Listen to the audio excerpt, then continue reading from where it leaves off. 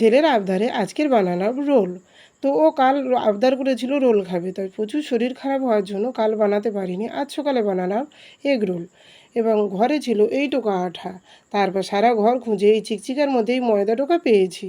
এবার আটা ও ময়দা ভালো করে মিশিয়ে নিয়ে লবণ ঘি দিয়ে ভালো করে মিশিয়ে নিয়ে জল দিয়ে একটা ডো বানিয়ে তেল লাগিয়ে ঢাকনা লাগিয়ে রেখে দিলাম। এবার লঙ্কা ও পেঁয়াজগুলো কেটে নিচ্ছি। আর ওই দেখো, ক্যামেরা চালু করলে এরা পেছন থেকে যাবে আর আসবে এবং হাসাহাসি করবে।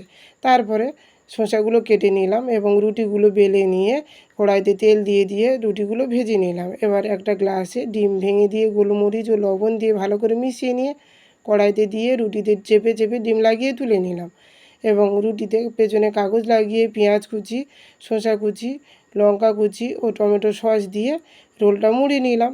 দেখো তো বন্ধুরা কেমন হয়েছে, দেখতে কিন্তু খুব সুন্দর লাগছে। আমি খেতে থাকি, তোমরা বলো কেমন হয়েছে।